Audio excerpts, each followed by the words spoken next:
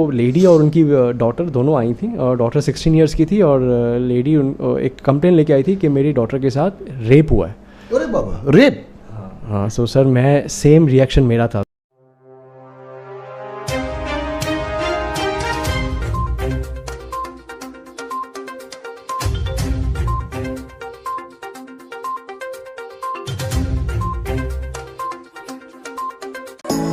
Neeraj Vinod Burani's Spacecraft Interiors. Your space, our craft.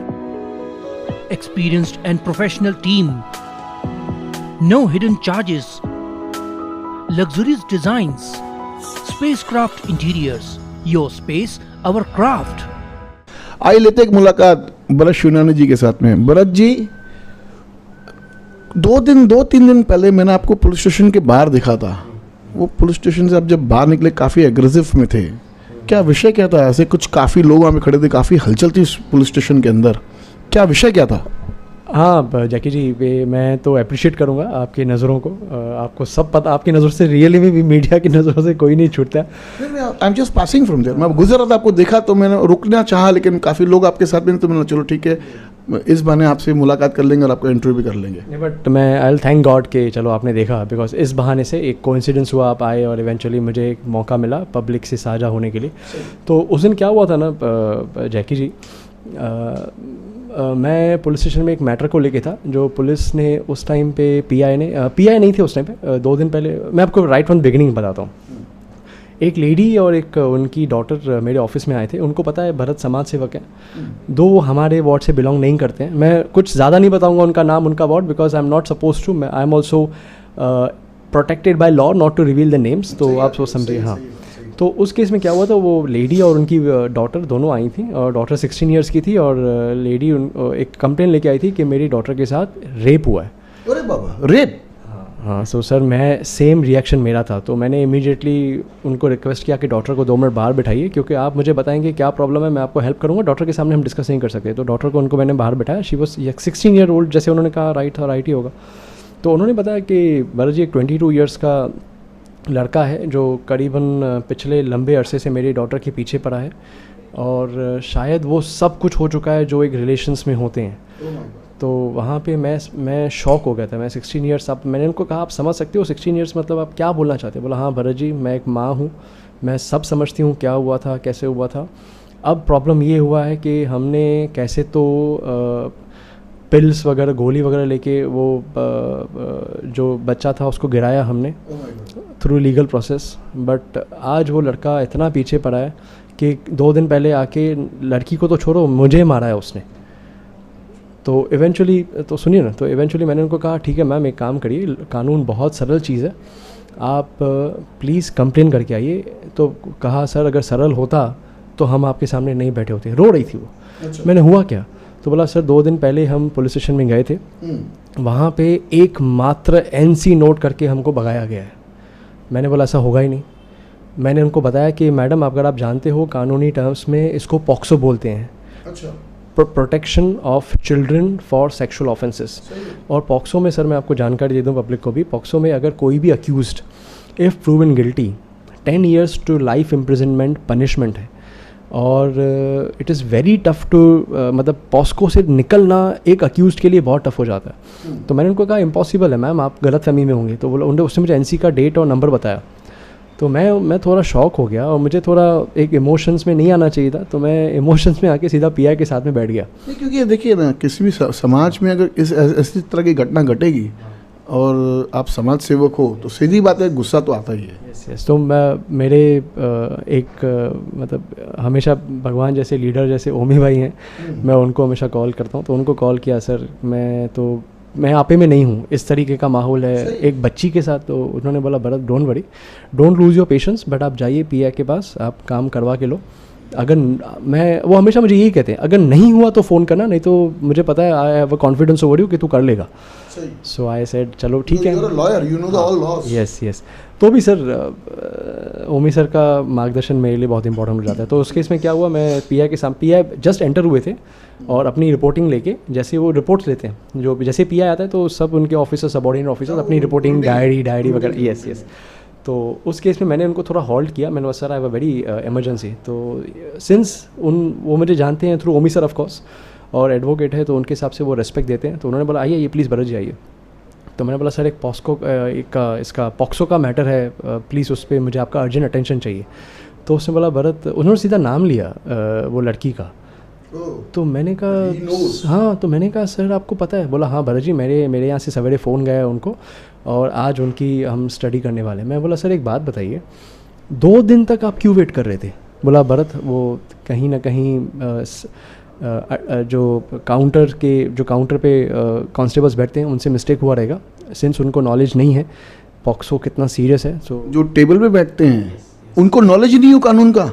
Sir वो थोड़ी उन्होंने admit की कि कहीं ना कहीं देखिए क्या होता है ना कि जैसे आप हायर अथॉरिटी जाओगे तो उनको नॉलेज ज़्यादा एक्सपेक्टेड होता है, और कांस्टेबल्स अगर वो जो चेयर पे बैठते हैं शायद उनको पता नहीं चला होगा, या मुझे ऐसा लगता है कि उन्होंने एज सुना ही नहीं होगा, उन्होंने समझा होगा लड़की लड़के का अफेयर है, उसने लिख के चला दिया होगा। ये सर का बोलना था कि हो सकता है ऐसा हुआ रहेगा। तो मैंने कहा सर पर तो भी 16 ईयर्स। तो बोला हाँ भरत, जैसे ही मैंने थोड़ा मुझे आइडिया पड़ा कि मुझे ग्लिम्स आया, मैंने इमीडिएटली फ़ोन किया और आज मैं उनका स्टडी करने वाला हूँ। तो मैंने कहा सर एक बात समझाइए, आपके सामने CCTV है?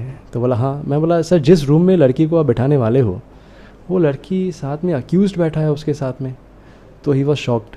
तो उन्होंने इमीडिएटली अपने सबऑर्डिनेट ऑफिसर को थोड़ा रिप्रिमांड किया और बुलाया कि आप प्लीज़ वो अक्यूज़ को बाहर कर लीजिए और इनको सेपरेट रूम में बिठाइए। तो बोला भरत जी आप लॉस का टेंशन मत लीजिए, हम थोड़ा जोर से बोलेंगे। हाँ, तो भरत जी आप लॉस का टेंशन मत लीजिए, हम यहाँ पे सक्षम हैं और अच्छी तरह केस को डिफेंड करेंगे और केस को प्रॉपर फाइल करेंगे।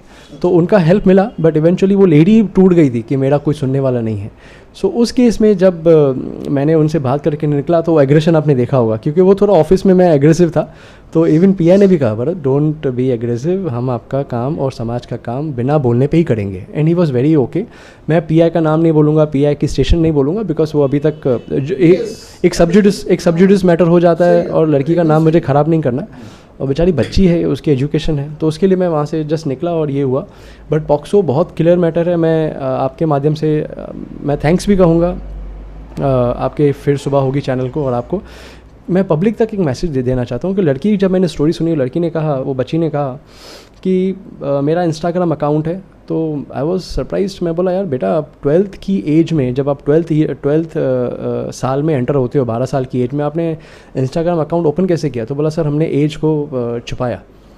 तो मैंने बोला, मैं वही उनको पूछा, जब फेसबुक या इंस्टाग्राम ऐसे जैसे लीगल एज उनकी 13 ईयर्स होती है, 13 ईयर्स के बाद अब आप अकाउंट ओपन कर सकते हो, तो आपने क्यों किया? बोला सर हमने किया, अब चलो बच्चे हैं, बट उनका स्टोरी था कि वो लड़का मेरे इंस्टाग्राम के पिक्स को फॉलो करते करते, मुझे फॉलो करते करते, मैसेजेस करते करते, मुझे ब्लैकमेल करते करते कि मैं अपना हाथ काट रहा हूँ, तू हाँ बोल। और हम जब मैं समझता हूँ कि वो लड़की इतनी यंग थी कि उसको समझा ही नहीं कुछ, यहाँ फिर ओवर एक्साइटमेंट में उन्होंने कुछ समझा नहीं, कौन है, क्या है, कैसे है, हमारी एज है क्या, हमारा मैं सब बच्चों को जब मिलते हैं ना मुझे स्कूल में, तो मैं उनको स्कूल में मैं जब जाता हूँ तो जब भी जैसे स्कूल का नाम नहीं लूँगा, पर बहुत सारे स्कूल में जब जाता हूँ तो बच्चों को मैं एक ही बात बोलता हूँ कि बच्चों आपका इस वक्त धर्म है स्टडीज़ करना, आपके पेरेंट्स का धर्म है कमाना और आप पे इन्वेस्ट करना। दोनों भी अगर अपने अपने धर्म से टूटे तो यहाँ पे दोनों की लाइफ ख़राब हो जाती है। तो बच्चों को बोला बेटा आप धर्म से भटके हो, कोई टेंशन नहीं है, बट इवेंचुअली मैं समझाना चाहता हूँ कि आज इंस्टाग्राम के एक अनयूजुअल फॉलोअर ने उसकी लाइफ ख़राब कर दी। तो मैं पेरेंट्स को सबको ये रिक्वेस्ट करूँगा, irrespective of communities, irrespective of caste, irrespective of religion, please अपने बच्चों के फॉलोअर्स इंस्टाग्राम, पहले तो इंस्टाग्राम अकाउंट होना नहीं चाहिए। अब आप मुझे सोचो कि भरत ऑर्थोडॉक्स है, भरत बहुत पुराने ख्यालात की बातें करता है, बट ये है आज पॉक्सो का मैटर 16 साल की इस लड़की के साथ हुआ है, तो दैट इज़ वेरी बैड। तो ज़िंदगी तबाह हो गई, ज़िंदगी ख़राब हो गई। तो मैं कहूँगा ठीक है आप लाइफ के साथ आगे बढ़िए, बट ऐसी डेटा, ऐसे पिक्चर्स, ऐसे इन्फॉर्मेशन रिवील मत करिए जो आपको ईजिली कोई भी फॉलो कर सकता है। और थोड़ा बच्चों के ऊपर कंट्रोल करें, और इवेंचुअली जो फॉलोअर्स हैं एटलीस्ट उनके जो फॉलो करते हैं लोग, उन पे नज़र रखें, तो भी एक वातावरण अच्छा हो जाएगा।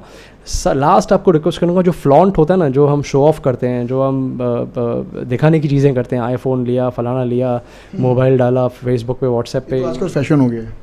सर वहाँ पे तो लोग फॉलो करते हैं आपको कि अरे यार ये तो बहुत पैसे वाला आदमी है, चलो उसको फॉलो करते हैं, इसको कहीं ना कहीं प्लान करते हैं।